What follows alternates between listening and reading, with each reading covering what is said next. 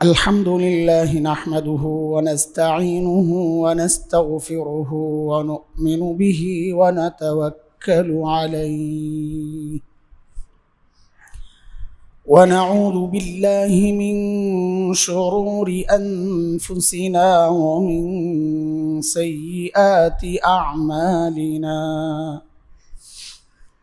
من يهده الله فلا مضل له ومن يضلله فلا هادي له وأشهد أن لا إله إلا الله وحده لا شريك له وأشهد أن سيدنا وسندنا وحبيبنا ومولانا محمدا عبده ورسوله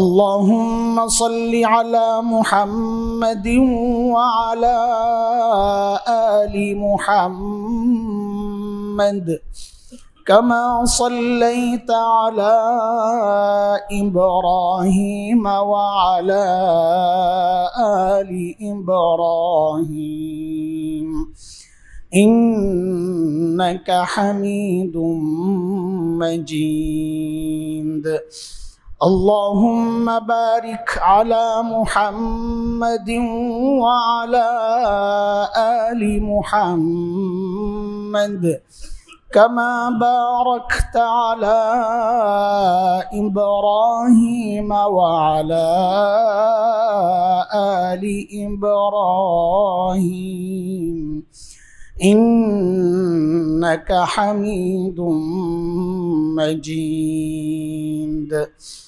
أما بعد فأعوذ بالله من الشيطان الرجيم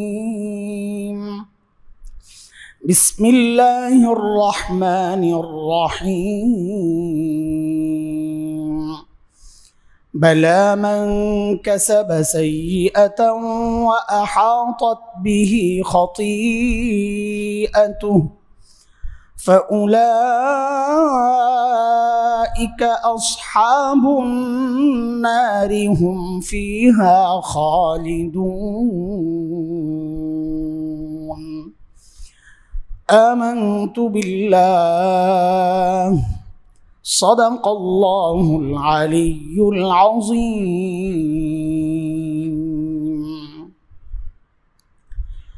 محترم حاضرين আল্লাহ সুবহানাহু ওয়া তাআলার শুরুতেই শুকরিয়া আদায় করি যে মালিক আবারও আমাদেরকে মসজিদে জুমার নামাজ আদায়ের জন্য এনেছেন। দ্বীনের মহব্বতের কারণে একটু আগে আসার তৌফিক দিয়েছেন, কিছু কথা শোনা বলা এই সুযোগ করে দিয়েছেন আমাদেরকে, আলহামদুলিল্লাহ। গত 2 জুমায় 3 জুমা আমরা নফস সম্পর্কে শুনেছি, কথা বলেছি। শেষ দিকের আলোচনাগুলো ছিল নফসে লাওয়ামাকে কিভাবে নফসে মুতমাইন্না করা যায়।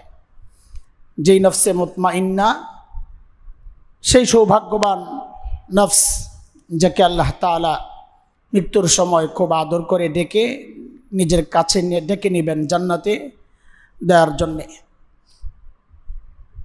তো সে আলোচনায় আমরা কিছু বিষয় আলোচনা করেছি। 4টা বিষয় আলোচনা এসেছিল যে আমলগুলো আমাকে মুতমাইন্না হতে সাহায্য করবে। এক হচ্ছে বেশি বেশি জিকির করা, ফিকির করা, আল্লাহর নিয়ামত, আল্লাহর সিফাত, আল্লাহর আযাব গজব নিজেকে নিয়ে, মৃত্যুর পরের জিন্দিগি নিয়ে ফিকির করা, সুন্নতের জিন্দিগি এবং আহলুল্লাহদের সোহবত, আল্লাহ ওয়ালাদের সোহবত, এই কটা বিষয়ের আলোচনা হয়েছে আমাদের। আজকেও একটা ওই জাতীয় বিষয় নিয়ে কথা বলতে চাচ্ছি। একটা আয়াত পড়ছি, সে আয়াত হচ্ছে সূরা বাকারা 81 নম্বর আয়াত। এই আয়াতের প্রসঙ্গে যাওয়ার আগে আরেকটা আয়াত একটু শুনি আমরা। আল্লাহ বলেন, ইন্নামা ইউরিদুল্লাহু আন ইউসিবাহুম বিবাদি যুনুবিহিম। আল্লাহর ইচ্ছা, আল্লাহর মর্জি হচ্ছে আল্লাহ কিছু গুনার জন্য আমাকে আপনাকে ধরবেন। আল্লাহ বলেন ইন্নামা ইউরিদুল্লাহ আন ইউসিবাহুম বিবাদি যুনুবিহিম, সব গুনার জন্য না। আল্লাহ সব গুনার জন্য যদি পাকড়াও করতেন আমাদের উপায় ছিল না। এই কথাটা আমাদের জন্য ভয়েরও আবার খুশিরও। খুশির এই জন্যে যে আল্লাহ সব গুনার জন্য আমাকে ধরতেছেন না, এটা নিশ্চিত। আবার ভয়ের এই জন্যে কোন গুনার জন্য ধরে ফেলেন, এটাও তো একটা মুশকিল কথা। আর ধরলে তো শেষ। আমাদের মধ্যে একটা কথা খুব ছড়ানো, আল্লাহ ছাড় দেন ছেড়ে দেন না। আমি এই কথায় বিশ্বাস করি না। আমি বিশ্বাস করি আল্লাহ ছাড়ও দেন, ওয়া আফুয়ান কাসীর। আল্লাহ বলেছেন আল্লাহ অনেক ছাড় দেন। আল্লাহ নিজে বলতেছেন বিবাদি যুনুবিহিম, কিছু গুনার জন্য আমি ধরি, তার মানে বাকিগুলো আল্লাহ ছেড়েও দেন। দুনিয়ার মানুষই তখন বলে আমার অমুকে, আমার নেতা, আমার নেত্রী ছাড় দেন ছেড়ে দেন না। তো দুনিয়ার মানুষের সাথে আল্লাহর কি পার্থক্য? দুনিয়ার মানুষও ছাড় দেন, আমার আল্লাহ ছাড়ও দেন ছেড়েও দেন, কিছুর জন্যে ধরেন। সেই কিছু গুনাহ কি, যে গুনার জন্য আল্লাহ ধরেন? আল্লাহ বলছেন আমি ধরব বিবাদি যুনুবিহিম, বান্দার কিছু গুনার জন্য আমি তাকে পাকড়াও করব। ওই কিছু গুনার আলোচনায় আমি যে আয়াতটা সূরা বাকারার পড়েছি শুরুতে, সেখানে আসছে কোন ধরনের গুনার জন্য আল্লাহ বান্দাকে পাকড়াও করবে। তো আল্লাহ বলেন বালা মান কাসাবা সাইয়্যাহ, বান্দা গুনাহ কামায়, এক পর্যায়ে সে গুনার মধ্যে এমনভাবে ঢুকে যায় ওয়া আহাতাত বিহি খাতিআতুহু, ওই গুনাহ তাকে চারদিক থেকে ঘিরে নেয়, মানে গুনায় আসক্ত হয়ে যায় সে।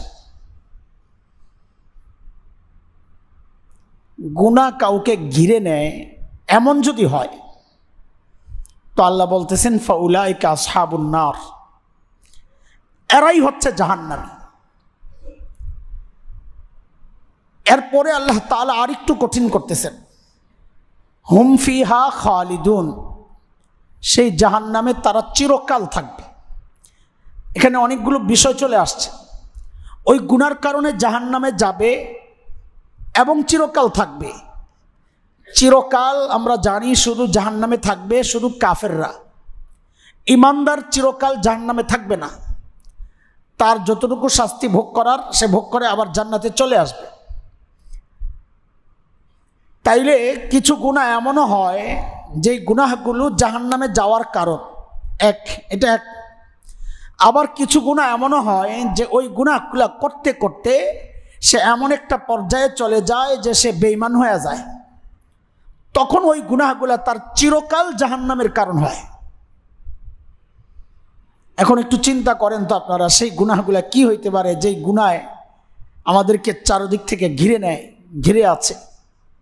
আমি অনেক তালাশ করছি। এই জমানার জন্যে আমার কাছে মনে হয়েছে সেই গুনাহটা হচ্ছে ইন্টারনেটের গুনাহ। ইন্টারনেটের গুনাহ, যে গুনায় কম বেশ প্রায় সবাই আমরা ঘেরাও হয়ে গেছি, আসক্ত। বাংলাদেশে 11 কোটির উপর মানুষ ইন্টারনেট ব্যবহার করে, নেট ব্যবহার করে। তার মধ্যে 1.5 কোটির মতো মানুষ পর্নে আসক্ত। নাউযুবিল্লাহি মিন যালিক। কতটা ভয়ঙ্কর অবস্থা!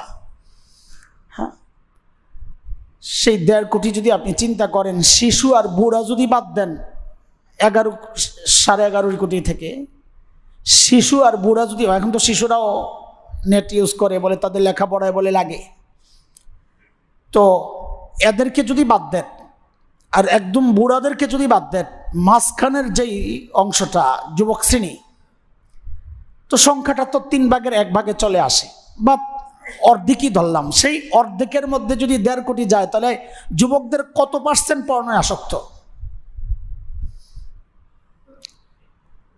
লা হাওলা ওয়ালা কুওয়াতা ইল্লা বিল্লাহ। কতটা ভয়াবহ অবস্থায় আছি আমরা। বাদ দিলাম পর্নো না, অন্য যারা নেট ব্যবহার করতেছি, এখানে কতজন আমরা আছি যে গুনাহমুক্ত? নেট ব্যবহার করে কিন্তু গুনাহ করে না, এটা কিভাবে সম্ভব বলেন? ঢুকছেন তো একটু নিউজ দেখার জন্যে, ঢুকছেন একটু তেলাওয়াত শোনার জন্যে, একটু বয়ান শোনার জন্যে, কিন্তু এখন তো এমন হয়ে গেছে যে না ঢুকলেও মাঝে মধ্যে অ্যাড চলে আসে। হ্যাঁ, আগে তো যারা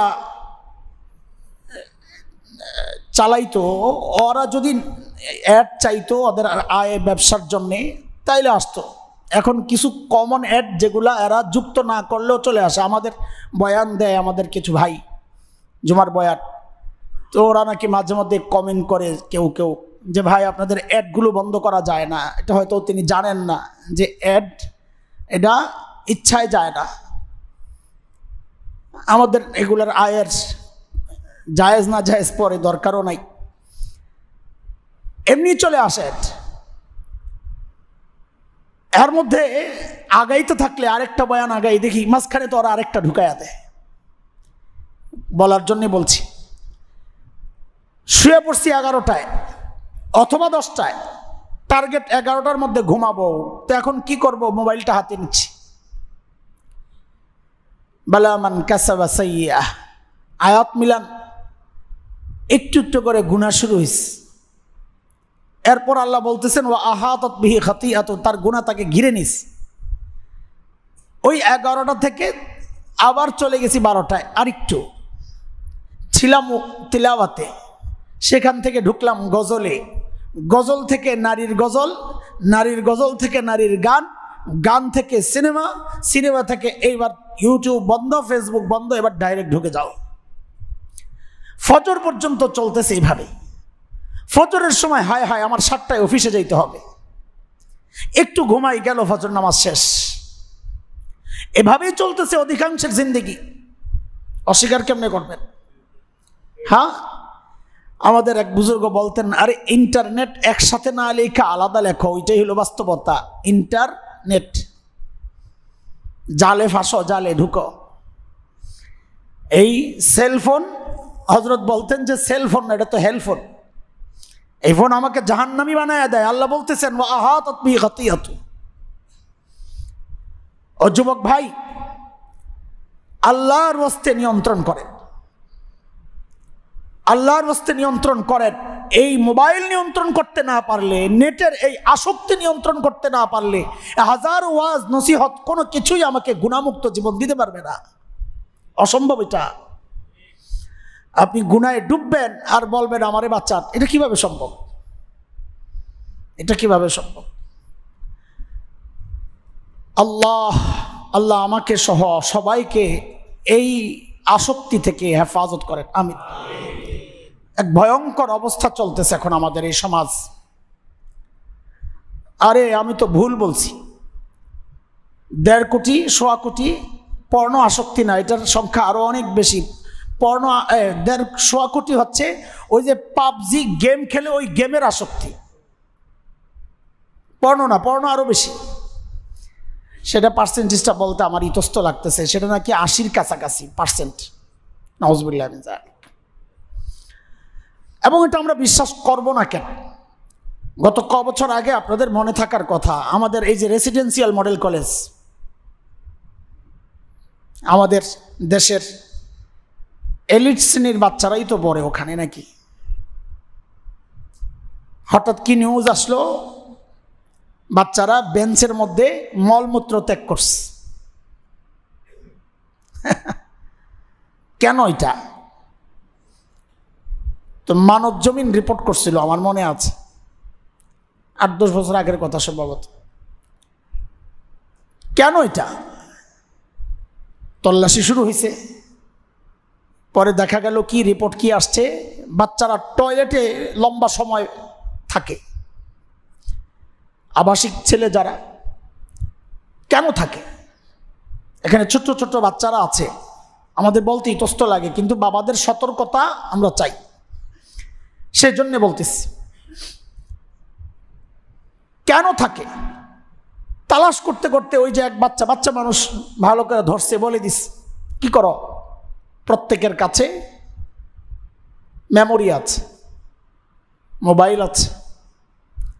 সেই মেমোরির সন্ধান করতে করতে যায় দেখে প্রায় সবার পকেটে মেমোরি, মোবাইল ভালো। ওখানে যখন যায় ওই মেমোরি ব্যবহার করে বসে বসে আজে বাজে ছবি দেখে, ভিডিও দেখে। নাউজুবিল্লাহ মিন যালিক। আপনারা শুনলে অবাক হবেন, এটা আমাদের জন্য বড় দুর্ভাগ্য। গত 4-5 বছর আগে আমাদের মাদ্রাসায় এক ছোট্ট বাচ্চা, 8 থেকে 10 বছর হবে কিনা সন্দেহ, এই বাচ্চা বাসা থেকে মেমোরি নিয়ে আসছে। আরেকটু বড় বাচ্চার সাথে সে শেয়ার করে এটা, যে এটা একটা জিনিস বাসায় নিয়ে দেখো। ওই বাচ্চা বাসায় নিয়ে দেখার পর ধরা পড়ছে। কই পাইলা? মাদ্রাসা থেকে আনছে। আশ্চর্য, মাদ্রাসায় এই জিনিস পাওয়া যায়। অভিভাবক হিতাকাঙ্ক্ষী দৌড়ে আসছে আমাদের কাছে, হুজুর মাদ্রাসা সামলার এই জিনিস পাওয়া গেছে। ওরে ধরা হইলো, ভাই তুমি কই পাইছো? অমুকের কাছে। এখন ওই বাচ্চার সাইজ, বয়স, চেহারা মিলাইতে পারতেছি না, এটা কিভাবে সম্ভব? ধরছি তারে, তুমি কই পাইছো? কারণ আমাদের চিন্তা এটা না ভাইরাস হয়ে ছড়ায় গেল কিনা। তুমি কই পাইছো? বাসা থেকে আনছি। তোমার বাসা এটা কোত্থেকে আসলো? তার অভিভাবক ডাকাইছি। আমরা তো স্থির, এটা আসলো কোত্থেকে? অভিভাবক ডাকাইছি। উপায় নাই, সন্তানের এই জাতীয় দোষগুলো অভিভাবকের কাছে বলতে আমাদেরও তো লজ্জা লাগে। আমরাও তো বাবা মা, আমরাও তো বাবা, আমাদেরও তো সন্তান আছে। কিন্তু করার কিচ্ছু নাই, আমাদের গোড়া তো বের করতে হবে। ওই বাচ্চাকে যখন তার বাবা ধরছে ভালো করে, কই পাইছো? তো বলে আমার ভাইয়া থেকে নিস। কোন ভাইয়া? চাচাতো ভাই, ক্লাস 7-এ পড়ে। ওই ভাইকে ধরা হয়েছে, তুমি কই পাইছো? চাচির ল্যাপটপ থেকে নিস। আবার ঘুরা তার নিজের ঘরে, যে বাবা ধরছেন ওই বাবা, ওই সন্তানেরই মা তার ল্যাপটপে এগুলো সংরক্ষণ করে। ওই বাচ্চা টের পাইছে, চাচির ঘরে ঢুইকা ওখান থেকে কেমনে এসে নিয়ে নিস। বুঝেন অবস্থা? ওই মায়ের সন্তান এটা আরেকজনকে দিবে না তো কে দিবে? সে ছোট্ট বাচ্চা, তার এই বোধটুকু আসছে নাকি, যেটা কি জিনিস? 8-10 বছর কি বোধ আসছে? সেটাকে একটা খেলনা মনে করতেছে, একটা তামাশা, দুষ্টামি। তো ওই রেসিডেন্সিয়াল মডেল কলেজের যে হিস্টোরি আপনাদেরকে শোনাইতে চাচ্ছে, হারে এগুলো বলতে আমাদের কতটা ইতস্ত লাগতেছে যদি বুঝাইতে পারতাম, কিন্তু করবো কি? ক্যান্সারের মতো যখন ছড়ায় গেছে, এখন ডাক্তার এগুলা নিয়ে চুপথাপ থাকলে তো চিকিৎসা হবে না। এখন ওরা তালাশ করতে করতে এই যখন সূত্র পাইছে যে এই কারণে বাচ্চারা টয়লেটে দেরি করে, তো ওরা খুব কঠোর আইন করছে। এতে বাচ্চারা ক্ষিপ্ত হয়ে গেছে, তাদের মোবাইল জব্দ হয়েছে, সাময়িক শাস্তি হয়েছে, ভয়ঙ্কর কেউরে হয়তো ছাঁটাই করা হয়েছে। কর্তৃপক্ষ প্রতিষ্ঠান রক্ষার জন্যে, তাদের সুনাম রক্ষার জন্যে যা যা পদক্ষেপ নেওয়ার সব নিছেন, এটাই তো হওয়ার কথা। কিন্তু বাচ্চারা এত খেপছে, এটাকে তারা সহজে নিতে পারে নাই। তারা ওই ক্লাসরুমের বেঞ্চের মধ্যে সব আমাদের ওই জায়গার দেরি তোমরা আটকাইছ, ওখানে আর দেরি করবো না, এখানে কাজ সারছে, সব বেঞ্চ নষ্ট করে রাখছে। এটা কত ভয়ঙ্কর একটা কথা। পত্রিকাওয়ালারা পাইছে তাদের খোরাক, তো ওইটা রিপোর্ট করছে, করে এখন ওরাই তল্লাশি শুরু করছে যে সারা দেশের কি অবস্থা। এমন একটা সুন্দর প্রতিষ্ঠানের অবস্থা যদি এই হয়, সারা দেশের কি অবস্থা। তো সারা দেশে তখন তারা একটা জরিপ চালাইছে। এটা আমার কথা না, পত্রিকাওয়ালাদের রিপোর্ট, আমি জানি না সত্য মিথ্যা। ওই জরিপটাও আমাদের জন্য আরও 8-10 বছর আগের জরিপ শোনাইতেছি আপনাদেরকে।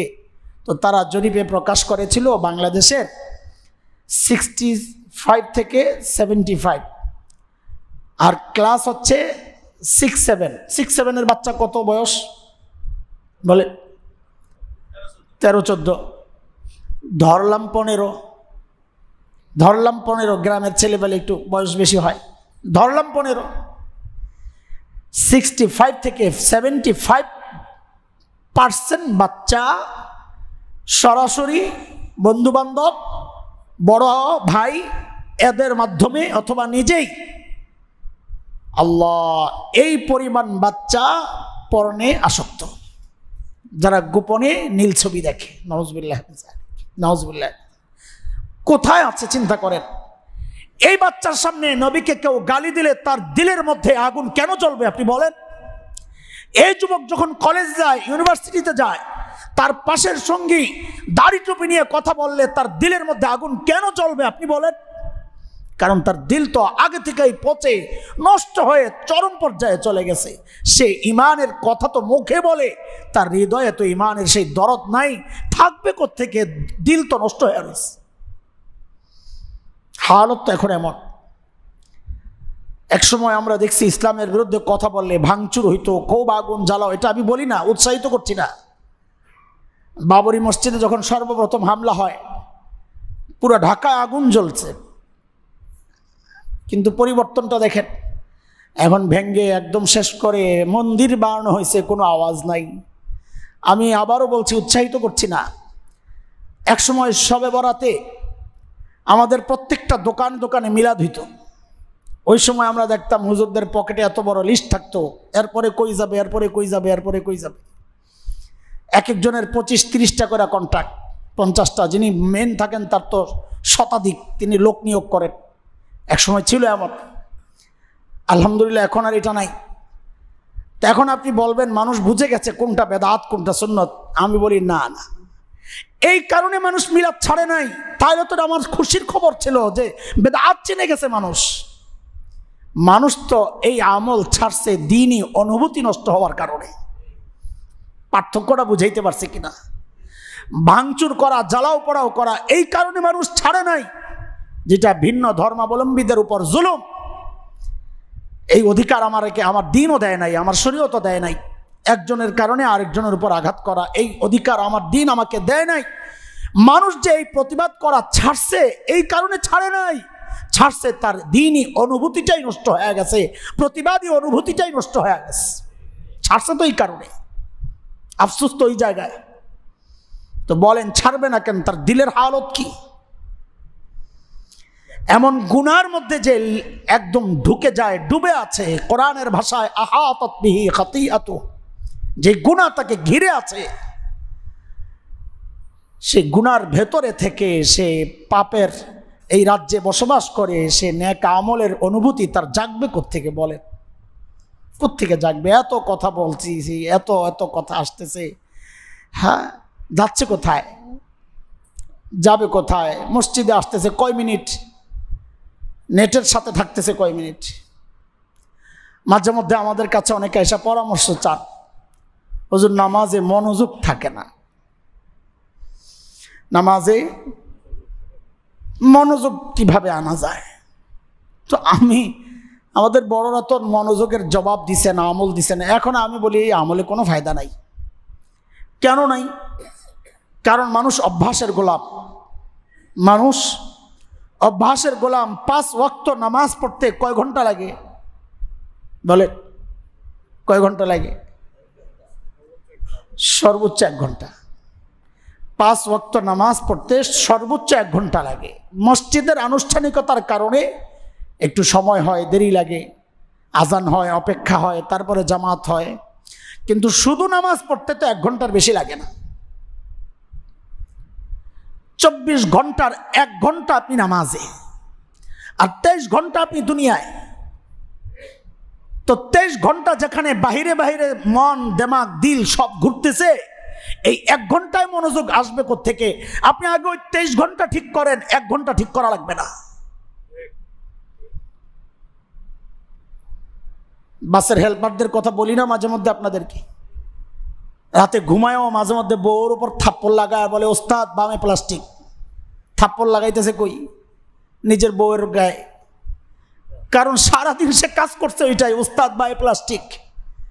এখন বায়ে যে বিবি, সেই খবর তো নাই, তার ঘুমের মধ্যে লাগাইতেছে বিবির থাপ্পড়, ওস্তাদ বামে প্লাস্টিক। মানুষ তো অভ্যাসের গোলাম। তো বলতেছি ইন্টারনেটের সাথে আমি 24 ঘন্টার 23 ঘন্টায় আছি, তো 1-1.5 ঘন্টায় মসজিদে আল্লাহ ওয়ালাদের সোহবতে যায়া আমার দিল পাল্টাবে কিভাবে সম্ভব? এটা বাঁচার উপায় একটাই, আসক্তি কমাইতে হবে, ব্যবহার কমাইতে হবে। জরুরত ছাড়া ঢুকা যাবে না দোস্ত। কারণ ঢুকছেন তো ফার্স্টেন, এটা নিশ্চিত। ঢুকছেন তো ফার্স্টেন, এমন কোনো অ্যাপস নাই যে আপনি ঢুকবেন আপনাকে শুধুই দ্বীনি প্রোগ্রাম আপনাকে দিবে আর কিচ্ছু দিবে না। আমি জানি না এমন কিছু আছে কিনা, আমি জানি না, আমার জানা নেই। জন্য কিছুই আসবে না, আপনি চাইলেও আসবে না, আপনি সার্চ করলেও আসবে না। আমার জানা নাই। আল্লাহ তাআলা আবারও বলি, আমাকে সহ সবাইকে এই ভয়ঙ্কর গুনাহ থেকে, গুনাহে ডুবে যাওয়া থেকে, ঘেরাও হওয়া থেকে আল্লাহ আমাদেরকে হেফাজত করেন। কারণ এটাই ওই গুনাহ যেই গুনাহ সম্পর্কে আল্লাহ বলেছেন আইয়ুসিবাহুম বিবাদি যুনুবিহিম, কিছু গুনার জন্য আল্লাহ পাকড়াও করতে চান। সেই কিছু গুনাহ হলো এটা যেই গুনায় আমরা ঘেরাও হয়ে গেছি।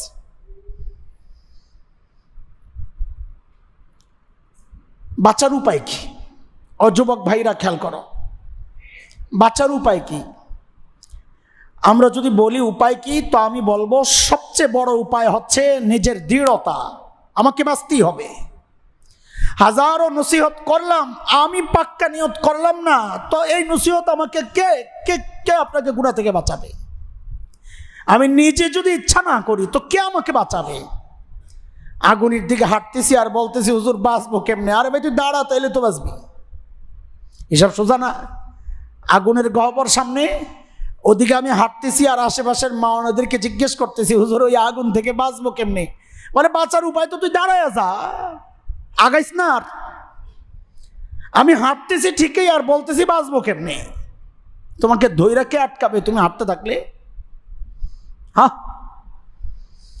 এক নাম্বার বাঁচার উপায় হচ্ছে আমাদের দৃঢ় ইচ্ছা যে বাঁচতেই হবে। এ গুনাহ আমাকে জাহান্নামে নিয়ে যাবে। আল্লাহ বলতেছেন বাঁচতেই হবে, জাহান্নামের আগুন থেকে আমাকে বাঁচতেই হবে। এই পাক্কা নিয়ত আগে করি, সংকল্প করি, দৃঢ় ইচ্ছা করি যে আমাকে বাঁচতেই হবে ইনশাআল্লাহ। বলো যুবক ইনশাআল্লাহ। আল্লাহর হস্তে ভাই ছেড়ে দাও না, ছেড়ে দাও না। আল্লাহর হস্তে বলি ছেড়ে দাও না। প্রয়োজন ছাড়া মোবাইল হাতে নিও না, প্রয়োজন ছাড়া ঢুকো না, কথাবার্তার প্রয়োজন ছাড়া। আর কি প্রয়োজন তোমার বলো? ইন্টারনেটে দিন চর্চারও দরকার নাই তোমার। তুমি আল্লাহওয়ালাদের বই পড়ো, কিতাব পড়ো, নেটে ঢুকার দরকার কি? দিন শেখার জন্যই তো ঢুকো। আমাদের মতো দিনদার, যে আমাদের যে দিনদার ছেলেরা আছে আমি তাদেরকেই বলছি, তুমি তো নেটে ঢুকো দিন শেখার জন্য, একটু বয়ান শোনার জন্য। দরকার নাই, দরকার নাই, দরকার নাই বয়ান শোনার জন্যও ঢুকার। তুমি বয়ানের বই পড়ো না, সরাসরি যায় বয়ান শোনো না। যদি আসক্তি তুমি নিজেকে নিয়ন্ত্রণ করতে না পারো, আমাদের বড়দের কথা, এই সেলফোন নিয়ন্ত্রণ যদি কেউ করতে না পারে তার জন্য এটা ব্যবহার করা জায়েজই নাই। কেউ যদি মনে করে আমি নিয়ন্ত্রণ করতে পারছি না, তোমার জন্য ফোন ব্যবহার করা জায়েজই নাই। টাচ মোবাইল ব্যবহার করা তার জন্যে জায়েজ নাই, কারণ সে নিজেকে নিয়ন্ত্রণে রাখতে পারে না। তো বলেন আমাদের এক নম্বর আমল কি? দৃঢ় ইচ্ছা, নিজের দৃঢ়তা, সংকল্প যে আমাকে বাঁচতে হবে ইনশাআল্লাহ। 2 নম্বর, অপরাধটা তো ভয়ঙ্কর, যে অপরাধের কারণে আল্লাহ আযাব দিবেন। অপরাধটা খুব ছোট, স্বাভাবিক না ভয়ঙ্কর? অপরাধ যেহেতু ভয়ঙ্কর, তো অপরাধ যত বড় আমার জন্যে বাঁচার উপায়টাও সেই রকম বড়ই হওয়া দরকার। সবচেয়ে বড় বাঁচার উপায় তো এটা যে আল্লাহ যদি আমারে বাঁচায়া দেন, আল্লাহ যদি নিজে আমাকে বাঁচায়া দেন।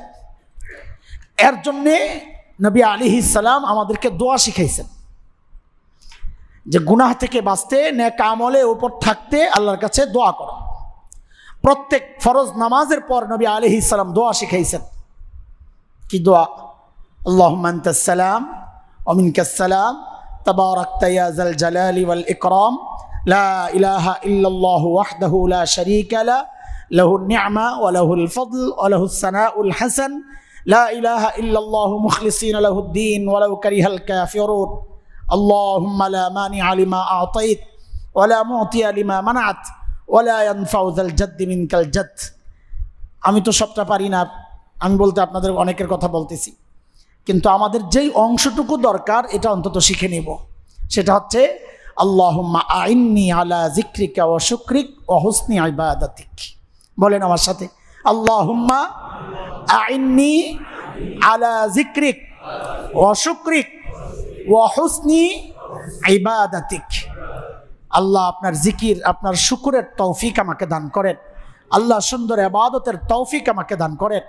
হ্যাঁ, গুনাহমুক্ত জীবন দেন। আল্লাহর কাছে চাইবেন এটা, ও আল্লাহ আমাকে বাঁচান, আমি ফেসে গেছি, আল্লাহ আমি নিজেকে নিয়ন্ত্রণ করতে পারছি না, আপনার রহমত আমার ভরসা, ও আল্লাহ আপনি আমাকে বাঁচান, ও আল্লাহ আপনি আমাকে বাঁচান, ও আল্লাহ আপনি আমাকে বাঁচান। প্রতি নামাজের পর আল্লাহর কাছে ওই দোয়া করেন, আল্লাহ আপনি আমাকে বাঁচান। আল্লাহর ওয়াদা আছে, আমরা বলেছি এর আগে, আল্লাহ মানুষকেও বাঁচান, সাধারণকেও বাঁচান, নবীদেরকেও বাঁচান। সাধারণ মানুষকে বাঁচানোকে বলে হেফাজত, নবীদেরকে বাঁচানোকে বলে ইসমত। আল্লাহ নবীদেরকেও বাঁচান গুনাহ থেকে, সাধারণ মানুষকেও বাঁচান। নবীদেরকে আল্লাহ এমনিই বাঁচান, নবুয়তের আগেও বাঁচাইছেন, নবুয়তের পরেও বাঁচাইছেন।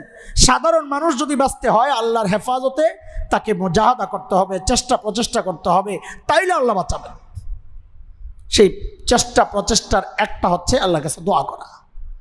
করবো না ইনশাআল্লাহ? কয়টা গেল বলে? হ্যাঁ, মনে থাকবে না ইনশাআল্লাহ? 1 নম্বর, নিজের দৃঢ় ইচ্ছা যে আমাকে বাঁচতে হবে ইনশাআল্লাহ, আমি করব না, আমি এই নেটের গুনায় ফাঁসবো না, আমি ইন্টারনেটের গুনায় ফাঁসবো না। হ্যাঁ, এটা একটা বড় ভাইরাস, এটা ধীরে ধীরে, বিশেষ করে চোখ তো এক ভয়ঙ্কর। নেটে তো আসলে তাকাই কি দিয়া, কান দিয়া যতটুকু আমার আসর হয়, প্রভাব পড়ে, চোখ দিয়ে বেশি পড়ে। কারণ নবী আলাইহিস সালাম বলেছেন, এই চোখকে দেখাইয়া কি বলছেন নবী আলাইহিস সালাম, যে আন-নজর এটা হচ্ছে ইবলিসের বিষাক্ত তীর। হ্যাঁ, সাহমুন মাসমুমুন মিন সিহামি ইবলিস, নবী আলাইহিস সালাম বলেছেন নজর হচ্ছে ইবলিসের কি তীর? বলেন, বিষাক্ত তীর। বিষাক্ত কেন? হ্যাঁ, এটাই বুঝার জিনিস। এমনি তীর যদি আঘাত করে তো ক্ষত হবে, রক্ত পড়বে, ওষুধ লাগাবেন, ভালো হবে। আর বিষ মাখা তীর যদি আঘাত করে, রক্ত যেহেতু দৌড়ায়, ওই রক্তের সাথে রগে রগে ওই বিষটা সারা শরীরে ছড়ায় যায়, তখন আর ওই উপরে ঘায়ের মধ্যে কোনো ওষুধ লাগাইলে কাজ হয় না। নবী আলাইহিস সালাম বলেন, চোখ হচ্ছে বিষাক্ত তীর শয়তানের। মানে কি? মানে হচ্ছে এই চোখ যখন গুনাহ করে, যেন শয়তান তার বিষাক্ত তীর দিয়া শরীরের মধ্যে আঘাত করেছে, এখন শরীরের প্রত্যেকটা অঙ্গ গুনাহ করার জন্য জেগে ওঠে। তখন কান গুনাহ করতে চায়, তখন জবান গুনাহ করতে চায়, তখন হাত গুনাহ করতে চায়, তখন বিশেষ অঙ্গ গুনাহ করতে চায়। চোখ এমন এক জায়গা, এটা যদি গুনায় আক্রান্ত হয়ে যায়, তখন নবী আলাইহিস সালামের বক্তব্যের অর্থ হচ্ছে সারা শরীরের মধ্যে গুনাহ করার ইচ্ছা জাগে যায়, কারণ বিষ ছড়ায় গেছে। এই বিষাক্ত গুনাহ থেকে বাঁচার জন্যে আমাকে নিজেকে আগে নিয়ন্ত্রণ করা লাগবে। পাক্কা নিয়ত করবেন। এর জন্য আমাদের বড়রা বলেন, এশার নামাজ জামাতে পড়ো, ফজরের নামাজ জামাতে পড়ো, এই 2 নামাজ জামাতে পড়ার পাক্কা নিয়ত করো, তো ইনশাআল্লাহ রাতটা নিয়ন্ত্রিত হওয়ার। তাহাজ্জুদের নিয়ত করো, যে তাহাজ্জুদ পড়বো ইনশাআল্লাহ তাআলা। এবং আপনাদেরকে বলি একটা কথা, চোখের হেফাজত না হইলে তাহাজ্জুদের তৌফিক হয় না। এটা কত যে পরীক্ষিত আমল, বড়দের কাছে বহুবার শুনছি, বহু জায়গায় পড়ছি, নিজের হালও তো দেখছি। চোখের হেফাজত না হইলে তাহাজ্জুদের তৌফিক হয় না। এটা একটা, কিভাবে যে বলবো আপনাদেরকে, জীবনের যত পরীক্ষিত আমল আছে তার মধ্যে একটা। চোখের হেফাজত না হইলে তাহাজ্জুদের তৌফিক হয় না। আর তাহাজ্জুদের তৌফিক না হইলে কি হয়েছে? এটা তো ফরজ না, তাই না? ওয়াজিবও না, সুন্নতে মুআক্কাদাও না, তাই না? কিন্তু আমাদের বড়দের কথা, যে ব্যক্তি তাহাজ্জুদ থেকে বঞ্চিত হয়েছে, বুঝতে হবে আল্লাহ তার উপর কতটা নারাজ, যে আল্লাহর সবচেয়ে প্রিয় টাইম, ওই টাইমে আল্লাহ তাকে দূরে সরাইয়া রাখছেন। কথাটা অনেক সোজা, কিন্তু অনেক ওজনওয়ালা কথা। যে তাহাজ্জুদ পড়তে পারলো না, আল্লাহ তাকে পছন্দ করেন না, বিশেষ সময় আল্লাহ তাকে দূরে সরাইয়া রাখছেন। যখন আল্লাহ বান্দাদেরকে কাছে ডাকেন, তখন তাকে দূরে সরাইয়া রাখছেন, তুই ঘুমায়া থাক, তুই আমার বিশেষ কেউ না যে বিশেষ সময়ে তুই আমার কাছে আসতে হবে, যা। লা হাওলা ওয়ালা কুওয়াতা ইল্লা বিল্লাহ, লা হাওলা ওয়ালা কুওয়াতা ইল্লা বিল্লাহিল আলিয়্যিল আযীম। 1 নম্বর দৃঢ় ইচ্ছা, 2 দোয়া, আল্লাহর কাছে দোয়া করবো ইনশাআল্লাহ। 3 নম্বরটা আমরা প্রায় বলি, এটাকে হালকাভাবে নিয়েন না, সেটা হচ্ছে আল্লাহ ওয়ালাদের সোহবত ছাড়াও এটা কঠিন হয়ে যায়। এই ফিতনায় জড়ায়া যাওয়া, এটা আল্লাহ ওয়ালাদের সোহবত ছাড়া এটা বাঁচা বড় কঠিন। এজন্য বলি, যেভাবেই হোক কোনো আল্লাহওয়ালার সাথে সম্পর্ক রাখেন, নিয়মিত দরবার করো, দরবার বলতে কারো কাছে আর কি আসা যাওয়া করা, অথবা আল্লাহওয়ালাদের কিতাবগুলো বেশি বেশি পড়া, এটাও সম্পর্কের একটা, হ্যাঁ আল্লাহওয়ালাদের সাথে সম্পর্কের এটা একটা মাধ্যম। তাদের কিতাবগুলো বেশি বেশি পড়া, সুযোগ পাইলেই তাদের মজলিসে যাওয়া। বিশ্বাস করেন অন্তত দেখবেন ওই দিনটাও আপনি গুনাহমুক্ত থাকবেন যেদিন গেছেন। আপনি পরীক্ষা করে দেখেন না সোহবতের যে কি দাম। হযরত একজন তাবিঈ ছিলেন বিখ্যাত, আইয়ুব আস-সাখতিয়ানী রাহমাতুল্লাহি আলাইহি। তিনি যুবকদের জন্য বলেছেন একটা কথা, মিন সাআদাহ, যুবকদের জন্য একটা সৌভাগ্যের আলামত এটা, মিন সাআদাতিল হাদাস। তিনি বলেছেন আইয়ুওয়াফিকাহুল্লাহু লিআলিমিন মিন আহলি সুন্নাহ, একটা যুবকের জন্য একটা সৌভাগ্যের বিষয় হচ্ছে যে আল্লাহ তাআলা তাকে আহলুস সুন্নাহ ওয়াল জামাতের অনুসারী মানে হক্কানি কোন আলেমের সোহবত দান করছেন। যুবকদের জন্য এটা সবচেয়ে বড় সৌভাগ্যের কথা যে তাকে আল্লাহ কোন হক্কানি আলেমের সোহবত দান করছেন। এখন আপনি মনে মনে বলবেন হুজুর হক্কানি কই পাবো? নবী আলাইহিস সালাম জবাবও দিয়ে দিয়েছেন হক্কানি কই পাইবেন, কেমনে বুঝবেন? বলে হক্কানি বুঝবো কেমনে, যাবো কার কাছে? ভাই মানুষ ভুল ত্রুটির ঊর্ধ্বে না, এটা আগে মাথায় ঢুকান। কারো কোনো সমস্যা দেখলেই ভাইবেন না লোকটা শেষ। কে জানে সে যেই গুনাহ করছে তার চেয়ে আরো বেশি সে উপরে উঠে গেছে ওই গুনার জন্য আল্লাহর কাছে তওবা করে। আপনি কি জানেন সে গুনাহ করছে? হয়তো পারে শয়তানের ধোঁকা পড়া, নফসের ধোঁকায় সে গুনাহ করছে, কিন্তু সে তওবা এমন তওবা করছে যে তওবার কারণে গুনাহ না করার আগে যেই অবস্থায় ছিল তার চেয়ে আরো বহু উপরে সে উঠে গেছে তওবার কারণে। আপনি কি জানেন? এই জন্যে কারো অল্প দোষ ত্রুটি শুই নাই তার কাছে যাওয়া থেকে নিজেকে বঞ্চিত করবেন না, যাবেন। তো হযরত ইবনে আব্বাস রাদিয়াল্লাহু তাআলা আনহুর বর্ণনা আসছে, কিলা ইয়া রাসূলুল্লাহ আইয়ু জুলাসাইনা খায়রা, ইয়া রাসূলুল্লাহ কোন মজলিস, কার মজলিস উত্তম আমি কেমনে বুঝবো, মানে কে ভালো আল্লাহ ওয়ালা আমি কেমনে বুঝবো? তো নবী আলাইহিস সালাম তিনটা আলামত বলেছেন। কয়টা? এক, মান যাক্কারাকুমুল্লাহু রুয়াতুহু, যাকে দেখলে তোমার আল্লাহর কথা মনে পড়ে। যাকে দেখলেই, এমন বহু আল্লাহওয়ালা আছে যাকে দেখলেই আল্লাহর কথা মনে পড়ে, এক। দুই, যার আলোচনা শুনলে, মান যাদা ফি ইলমিকুম মানতিকু, যার আলোচনা শুনলে তোমার জ্ঞান বাড়ে, কিছু পাওয়া যায়। যার কথা শুনলে কিছু পাওয়া যায়, জ্ঞান বাড়ে। তিন, প্রথমটা কি বলছি? যাকে দেখলে আল্লাহ মনে হয়, আল্লাহকে স্মরণ হয়, যার কথা শুনলে নিজের জ্ঞান বাড়ে। তিন, মান যাক্কারাকুম বিল আখিরাতি আমালু, যার আমল দেখে তোমার আখিরাতের কথা মনে পড়ে। যার আমল দেখলে আখিরাতের কথা মনে পড়ে, যার কথা শুনলে ইলম বাড়ে, যাকে দেখলে আল্লাহর কথা মনে পড়ে, সে হচ্ছে হক্কানি বুজুর্গ। যাও তার কাছে, বুজুর্গের এমন অভাব নাই, যান আপনারা তালাশ করেন। আরে না পাইলে অন্তত আমাদেরকে জিজ্ঞেস করেন, আমরা বলে দিই অমুকের কাছে যাইয়া দেখেন, তাও তো বলেন না। যান, আপনি 100তে 100 পাওয়ার আশা করেন না, এটা আগে মাথায় রাখেন, সেই যোগ না এটা। আপনি যদি এখন সাহাবীদের নমুনা চান, আপনি নিজে তাবিঈদের নমুনা হইছে। আপনি এখন নবীর নমুনা চান, আপনি আবু বকর রাদিয়াল্লাহু আনহুর নমুনা হইছে। আপনি নিজের অবস্থাটা একটু চিন্তা কইরা বুজুর্গ খোঁজেন, তো দেখবেন বুজুর্গ পাওয়া যাবে। আপনি নিজে হচ্ছেন শয়তানের হেডকোয়ার্টার আর খুঁজবেন আবু বকর, এটা কিভাবে সম্ভব? হ্যাঁ, আল্লাহ যার জন্য যেমন মিলান রে ভাই, এখন যা আছে তা নিয়েই চলতে হবে, যা আছে তাই নিয়েই চলতে হবে। আমি যেমন, যোগ যেমন আমি তেমন, সেই যোগের বুজুর্গ তেমনই হবে, এটি তো স্বাভাবিক। আমরা আমাদের মাদ্রাসায় বাচ্চাদেরকে বলি, ভাই আমরা দেখছি, আমি যে ওস্তাদের কাছে ছিলাম, আমরা দেখছি ওস্তাদকে কোনোদিন তাহাজ্জুদ মিস হইতে আমি দেখি নাই। অসুস্থ, চরম অসুস্থ, ঠিকই তাহাজ্জুদের সময় বুড়া উঠে গেছেন, আমাদেরকেও জাগাইয়া দিছেন, আর ঘুমানোর সুযোগ নাই, হুজুর নামাজ পড়তেছেন, কাঁদতেছেন, আমরা পাশে থেকে ঘুমাই কেমনে? তো বলি আমরা তো আমাদের ওস্তাদদেরকে দেখছি তাহাজ্জুদ ছাড়েন না। যুগ পাল্টাইছে, তোমরা তোমাদের ওস্তাদদেরকে দেখতেছো জামাত ছাড়ে না, মসজিদে জামাতে যায়, নামাজ পড়ে নিয়মিত।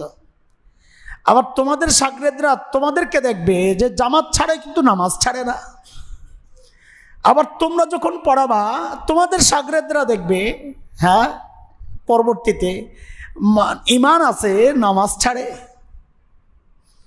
হ্যাঁ আস্তে আস্তে তো এইভাবে শেষ হবে না। তা আমি যেই জমানায় আছি আমার বুজুর্গ তো ওই জমানার বুজুর্গ, আমি তাকে সাহাবী যুগের বুজুর্গ হিসাবে কেন কল্পনা করি? ঝামেলাটা তো বাদ ওই জায়গায়। বলে ইমাম সাহেবের এই সমস্যা, ভাই মুক্তাদি তোমার কি অবস্থা? যাই হোক, এগুলা আমি একা সবার বিরুদ্ধে বলতেছি তো এটা আমার জন্য তো মুশকিল, সবাই খেপে গেলে মুশকিল হয়ে যাবে না। আপনারা ঠিক আছেন, সবাই ভালো মানুষ, আরও ভালো হওয়া দরকার। সোহবত বড় দামি জিনিস। হযরত ইমাম যাহাবী রহমতুল্লাহ আলাইহির ইসলামের ইতিহাসে একটা লেখা, ওনার কিতাব তারিখ ইসলাম, আব্দুল্লাহ হযরত মালিক ইবনে দিনার একজন বড় বুজুর্গ ছিলেন। তার একটা ঘটনা তিনি এনেছেন। ঘরে চোর ঢুকছে, সোহবত কি দামি জিনিস, ঘরে চোর ঢুকছে। তো ওনারা ছিলেন আল্লাহ ওয়ালা, দুনিয়া বিমুখ, ঘরে তো কিচ্ছু নাই। চোর যে নিবেটা কি, নাই তো কিছু। তো মালিক ইবনে দিনার তো টের পাইছেন যে ঘরে চোর ঢুকছে, কিন্তু নিশ্চিন্তায় ঘুমাই রয়েছেন, নাই কিছু নিবি কি। তো চোর যখন ব্যর্থ হয়ে ফেরত যাচ্ছে, তো মালিক ইবনে দিনার ডাক দিয়া বলতেছে, দুনিয়ার কিছু তো নিতে পারলা না, আখিরাতের কিছু কি নিয়ে যাবা না খালি হাতে যাবা? সুবহানাল্লাহ। বলার সাথে সাথে চোর দাঁড়ায় গেছে, বলে তো দেন কিছু আখিরাতের। তো উজু করে আসো। তো অজু করছে, একসাথে তাহাজ্জুদ পড়ছেন, ফজরের নামাজে একসাথে মসজিদে নিয়ে গেছে। এখন যেহেতু এলাকার পরিচিত চোর, তো সবাই কানাঘুষা শুরু করছে, হুজুর এই চোর কোত্থেকে নিয়ে এলো হজরের সময়। তো জিজ্ঞেস করতেছে কি সমস্যা, কে আরে কই পাইলেন? তো হযরত মালিক ইবনে দিনার জবাব দেন, যা আলিয়াসরিকানা ফাসারাকনা, সে আসছিল চুরি করতে, উল্টা আমি চুরি করছি। সে আসছিল আমারে লুটতে, আমি তারে লুটে নিছি। সোহবতের বরকত, সোহবতের বরকত। হ্যাঁ, আল্লাহওয়ালাদের কাছে গেলে কোনো না কোনো একটা বাহানায় দিল পাল্টায়া যায় রে ভাই, জীবন পাল্টায়া যায়, যাবে ইনশাআল্লাহ, যাবে ইনশাআল্লাহ। সোহবত এটা, সোহবতের দাম এটা। আরে নবী আলাইহিস সালাম যখন সাইয়েদনা আবু বকর সহ মদিনার পথে হিজরত করছেন, তো পুরস্কার ঘোষণা হয়েছে না, ধরলেই 100 পুরস্কার। সব তো বের হয়ে গেছে ধরার জন্যে। সুরাকা ইবনে মালিক রাদিয়াল্লাহু আনহু পায়া গেছেন। কিন্তু ঐতিহাসিকরা লেখেন, ওই যে খুব কাছ থেকে নবীকে এইভাবে পায় নাই কোনো সময়, ওই দিন যেভাবে পাইছে, চেহারার দিকে তাকায় এটা মায়া লাগছে, আগে তো কোনোদিন এইভাবে দেখে নাই। বলে সাথে সাথে মুসলমান হয়ে গেছে। বুরাইদা আসলামী রাদিয়াল্লাহু আনহু, তিনি একা বের হন নাই, 70 জন সঙ্গী সহ বের হয়েছিলেন ধরার জন্যে। হযরতে বুরাইদা আসলামী রাদিয়াল্লাহু আনহু, কয়জন সাথী, কয়জন? আল্লাহু আকবার। আগে তো শুনছেন, দূর থেকে দেখছেন, একদম কাছে যাওয়ার সুযোগ তো হয় নাই। কিন্তু সেদিন যখন ধরে ফেলছেন নবী, কয়জন তাদের কাফেলা, কয়জন? না, নবী আলাইহিস সালামের সাথে কাফেলা কয়জন? 3 জন। সাইয়েদনা আবু বকরের সাথে ওনার এক গোলাম ছিলেন রাস্তা দেখানোর জন্যে, আর ওই যে বাহন নিয়ে আসার জন্যে, যে আমরা যাচ্ছি তুমি গাড়িটা ওখানে নিয়ে যাও। মাঝে মাঝে আমরা বিপদে বললে ওইরকম করি, গাড়িটা ওখানে রাখ, আমি আরেক রাস্তা দিয়ে আসতেছি। ওই গোলামও ছিলেন। তো নবী আলাইহিস সালামকে কাছ থেকে এইভাবে কখনো পায় নাই, সেদিন পায়া গেছে। সবাই ঘেরাও করছে চারিদিক থেকে, এই নি মুহাম্মদ সাল্লাল্লাহু আলাইহি ওয়াসাল্লাম। আয় হায় সৌভাগ্যবান, এত কাছ থেকে নবীকে পেয়ে, দেখে চেহারার দিকে তাকায় এমন এক মায়া তৈরি হয়েছে। ইতিহাস, হযরতে বুরাইদা আসলামী রাদিয়াল্লাহু আনহু ধরতে গেছেন, ওই 70 জন সঙ্গী সহ সাথে সাথে মুসলমান হয়ে গেছে। সোহবত যে কি দামি জিনিস। সোহবত, এই 3টা আমল বললাম। বলেন 1 নম্বর কি? দৃঢ় ইচ্ছা, আমাকে ছাড়তে হবে এই গুনাহ। 2 দোয়া, আল্লাহর কাছে দোয়া করা, তৌফিক চাওয়া, আল্লাহর কাছে তৌফিক চাওয়া। 3 আল্লাহ ওয়ালাদের সহবত। 4 গোপনের গুনার জন্য গোপনে একটু চোখের পানি ফেলা। গুনাহ তো করতেছি গোপনে গোপনে, হ্যাঁ, গোপনের গুনার জন্য সারা দিনের একটা মুহূর্ত একা একা হন না। একা একা হইয়া একা একা একক মালিকের কাছে বলেন না, আল্লাহ কেউ তো জানে না, কেউ তো দেখে না, কেউ না দেখলেও তুমি তো দেখছো। আরে মুসলমান, আমি আপনি কি দেখতেছি, কোন ব্রাউজার ইউজ করছি, কতক্ষণ ছিলাম, এগুলো যদি রেকর্ড হয় দুনিয়ার মেশিনে, আমরা এদেশের মানুষ কতজন মানুষ কত মিনিট নেটে আছে এগুলো রেকর্ড হয় না, জানায় না তারা মাঝে মধ্যে। দুনিয়ার মেশিনে যদি সব রেকর্ড হয়, তা আল্লাহর মেশিনে তো সব রেকর্ড হচ্ছে, এটা তো খুব কঠিন কিছু না। টিপ দেওয়ার সাথে সাথেই রেকর্ড, কতক্ষণ ছিলেন ওইটাও রেকর্ড, টাইম টাইম হিসাব হচ্ছে দুনিয়ার মেশিনে। একা একা হয়ে আল্লাহর কাছে কথাটা বলেন না, মালিক একা হইয়া গুনাহ করে ফেলছি, আমাকে যে পাক করবে সাফ করবে তুমি ছাড়া কে আছে, আমি ভুল করছি মাফ করে দাও। গোপনের গুনার জন্য গোপনের একটু চোখের পানি, চোখের পানির পাওয়ার যে কত হাদিসে কত আসছে কত আসছে কত বলেছিও। আল্লাহর ভয়ে চোখের পানি, ওই পানি জাহান্নামের আগুনকে নিভাইয়া দেওয়ার জন্য যথেষ্ট। আল্লাহর ভয়ের একটু চোখের পানি, একটু চোখের পানি দরকার। গুনাহ তো করছি সারা জীবন, সারা জীবনের গুনাহ মোছার জন্য এক ফোঁটা আল্লাহর ভয়ের চোখের পানি দরকার। প্রতিদিন চেষ্টা করি একটু চুপচাপ সময় বসে, গত জুমায় আমরা মোরাকাবার কথা বলেছি, মৃত্যুর মোরাকাবা। এই চুপচাপ বসে বসে ওই যে বলেছি নিজের জাত নিয়ে চিন্তা করা, কি গুনাহ করছি কি নেক করছি ওগুলা চিন্তা করে একটু চোখের পানি ছেড়ে দেব। আল্লাহ আমি ভুল করছি, আমি ভুল করেছি, আমাকে মাফ করে দাও, আমাকে মাফ করে দাও। আল্লাহর ওয়াদা, আল্লাহর ওয়াদা, আল্লাহর ওয়াদা। আল্লাহ বলেছেন আমি মাফ করে দিব, নবী আলাইহিস সালাম ওয়াদা দিয়েছেন আল্লাহ মাফ করে দিবেন। যত বড় গুনাহ হোক, যত বেশি পরিমাণের গুনাহ হোক। বেশির মাত্রা কত? বান্দার দৃষ্টি চিন্তা যেই পর্যন্ত আসমান, আসমান হচ্ছে বান্দার চিন্তার সর্বশেষ। কত দূর সেটা এখনো কল্পনা করে নাই, কিন্তু জানে এটাই শেষ, দুনিয়ার শেষ সীমানা আসমান। তো আল্লাহ বান্দাকে বুঝানোর জন্যে ওই সীমানাই বলছেন, আসলে ওইটাই নির্ধারিত না, আরও যদি বেশি হয় তাও মাফ। আল্লাহ বলেন লা উবালি, আমার কোনো পরোয়া নাই। বান্দার গুনাহ সারা দুনিয়া ভৈরা যায় যদি আসমানে যায় ঠেকে, তা আল্লাহ বলতেছেন আমার কোনো পরোয়া নাই। সে যদি খালি একবার বলে আল্লাহ ভুল করছি আমারে মাফ করিয়া দাও, আমি সাথে সাথে তার সব গুনাহ মাফ করিয়া দিব। আল্লাহ তো আমার কোনো পরোয়া নাই। ও ভাই, ও যুবক, আমার কলিজার টুকরা সন্তানেরা, নফসের ধোকায় শয়তানের ধোকায় গুনাহ তো হয়ে গেছে, হয়তো হচ্ছে, কিন্তু সুযোগ যেহেতু আছে পরিষ্কার করার, কেন ওই গুনাহগুলা নিয়ে আমি ঘুমাইতে যাব বলেন না? বলো না রে বাপ, সুযোগ যেহেতু আছে পরিষ্কার করার, মুখ ধোয়ার সুযোগ আছে, আমি মুখ ধুইয়া ঘুমাইতে যাই। পানি লাগে, ডলতে হয়, ঘষতে হয়, কখনো সাবান লাগাইতে হয়, অথচ কলবটা পরিষ্কার করার জন্য এত কষ্টও লাগে না। একটু অনুশোচনা দরকার, একটু চোখের পানি দরকার।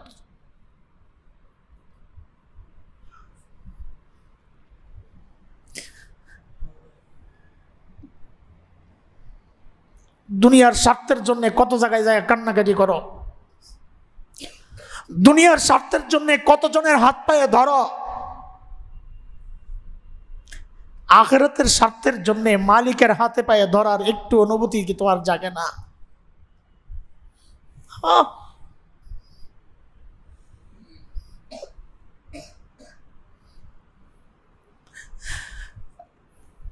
আল্লাহ,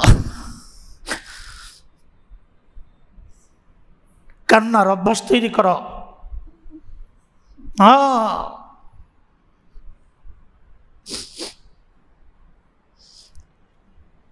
গোপনের গুনার জন্য গোপনে কান্নার অভ্যাস তৈরি করা যুবক, তো গোপন গুনাহ ছাড়া সহজ হবে ইনশাআল্লাহ।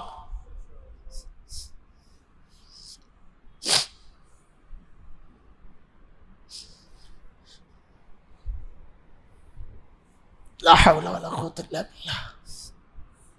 লা হাওলা ওয়ালা কুওয়াতা। আস্তাগফিরুল্লাহ।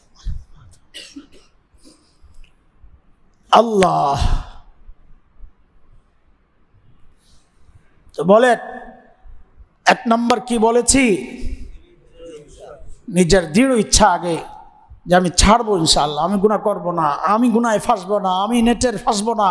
কারণ আল্লাহর ওয়াদা, আল্লাহ অনেক গুনাহ ছাড়লেও যে গুনাহ আমি ফেসে যাই, যে গুনাহ চারদিক থেকে আমাকে ঘিরে নেয়, আসক্তি আছে যে গুনায়, এই গুনাহ আল্লাহ ছাড়বেন না। ওয়ালাম ইউসিররু আলা মা ফাআলু, অন্যভাবে আল্লাহ বলেছেন বারবার যে গুনাহ করে না, এটা বারবার গুনাহ হচ্ছে। দেখেন আপনি খেয়াল করে, এটাই তো বারবার গুনাহ হচ্ছে আমাদের।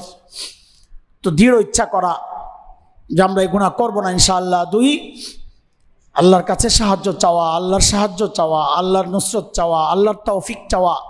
3, আল্লাহ ওয়ালাদের সোহবতে যাওয়া।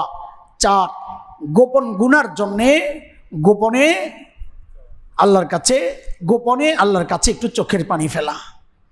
এগুলো হচ্ছে এই যে গুনায় আমরা ফেসে যাই, গুনাহ থেকে বাঁচার উপায়। আপাতত কয়টা বললাম, ইনশাআল্লাহ চলবে, সুযোগ যদি থাকে আরো চলবে ইনশাআল্লাহ তাআলা। যেহেতু হজের মৌসুম চলে আসছে, মাঝখানে হয়তো হজ কোরবানির কিছু আলোচনা আবার চলতে পারে। ধারাবাহিক কিছু আলোচনার পরে আমরা আবারও শুরু করব ইনশাআল্লাহ সময় মতো। আল্লাহ তাআলা আমাদের সবাইকে সমস্ত রকমের গোপন গুনাহ, বাহ্যিক গুনাহ, ভেতরের গুনাহ, প্রকাশ্য গুনাহ, সব রকমের গুনাহ থেকে আল্লাহ আমাদেরকে হেফাজত করেন। আমিন। ওয়া আখিরু দাওয়ানা আলহামদুলিল্লাহি রাব্বিল আলামিন।